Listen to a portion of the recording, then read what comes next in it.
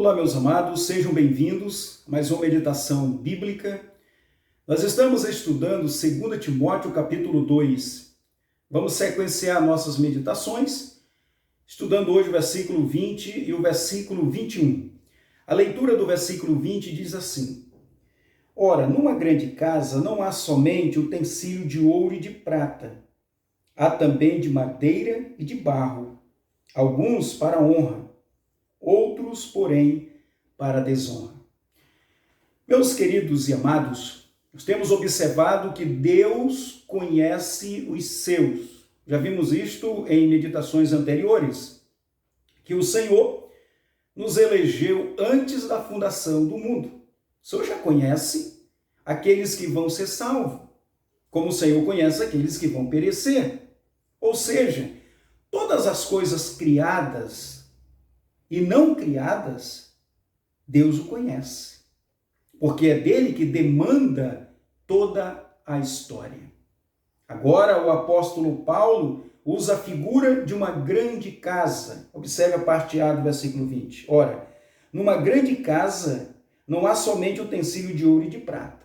Essa grande casa é o mundo criado, povoado pelo homem que o Senhor o criou. E esse povo que foi criado, esses homens criados que vivem nessa grande casa, são divididos em duas categorias. A primeira categoria é utensílios de ouro e de prata. Quem são os utensílios de ouro e de prata? São os cristãos. São aqueles que o Senhor conhece antes da fundação do mundo, que haverão de crer na palavra de Deus.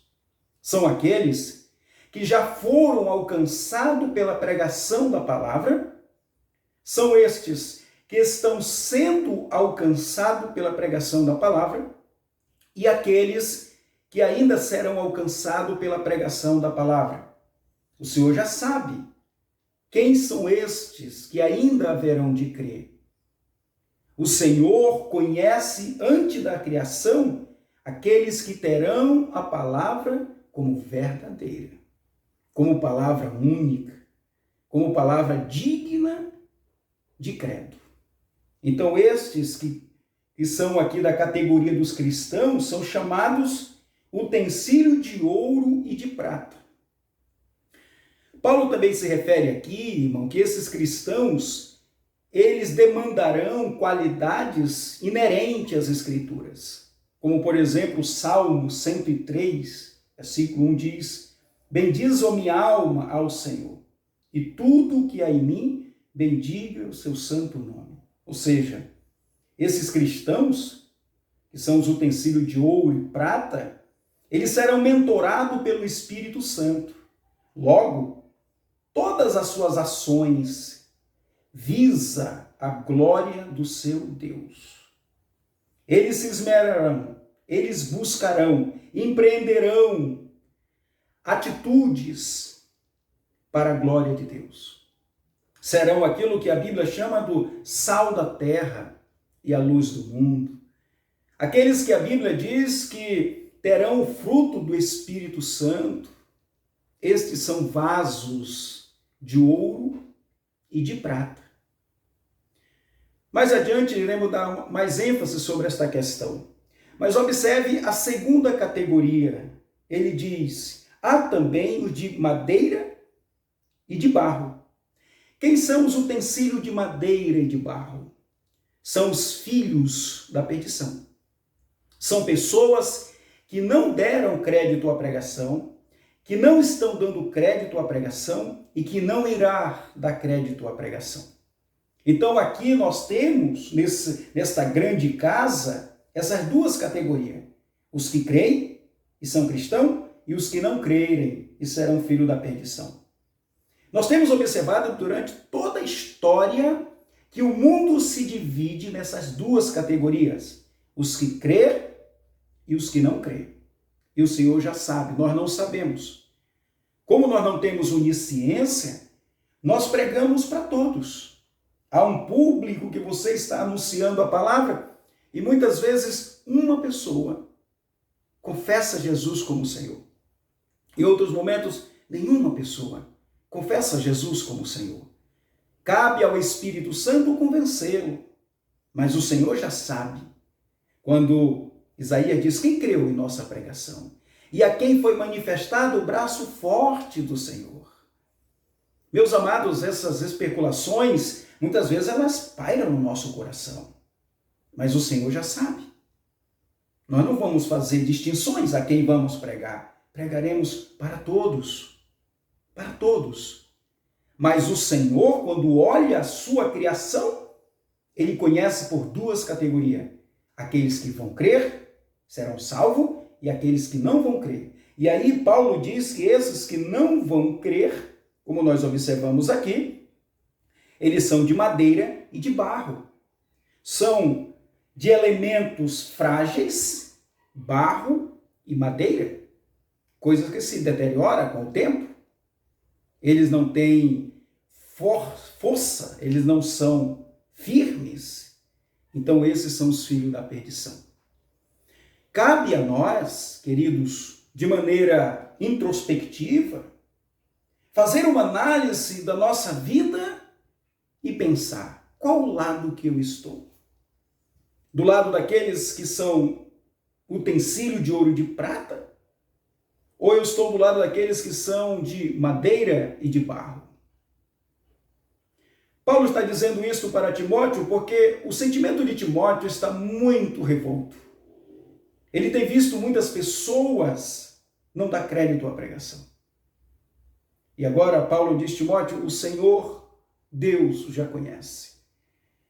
O texto diz então, ainda no versículo 20, alguns para a honra.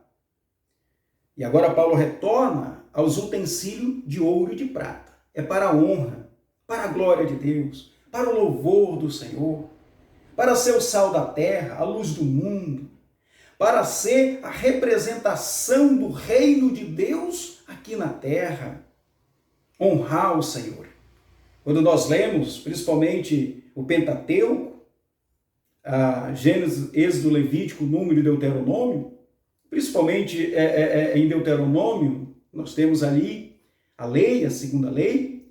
Quando o Senhor fala de leis, preceitos, mandamentos, estatutos, aqueles que são vaso de honra, são aqueles que prezam pela palavra do Senhor, que verdadeiramente se esmeram para ser testemunho, reconhecendo suas fraquezas, reconhecendo que o Senhor é o único Deus.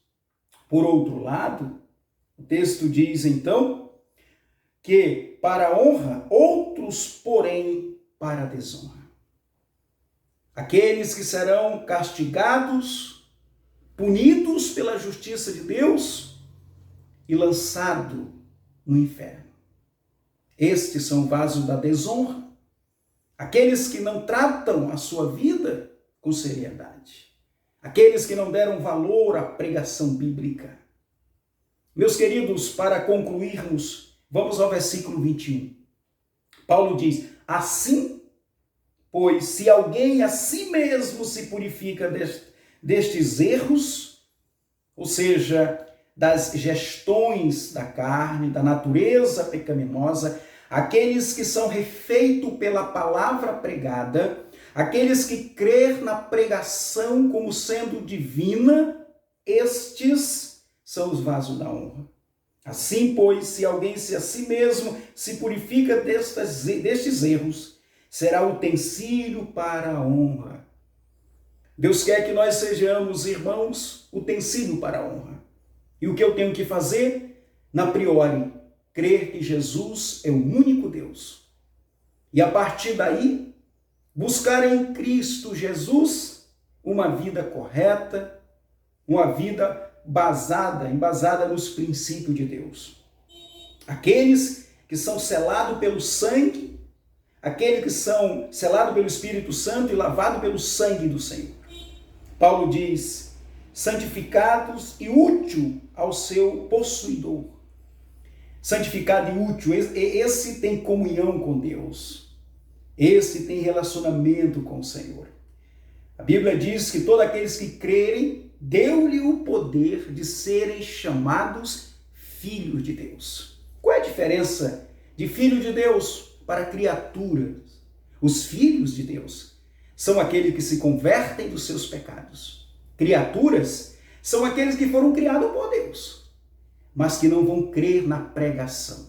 O filho foi criado por Deus e se converte à pregação. A criatura foi criada por Deus, mas não crer na pregação. Essa é a diferença de filho e criatura.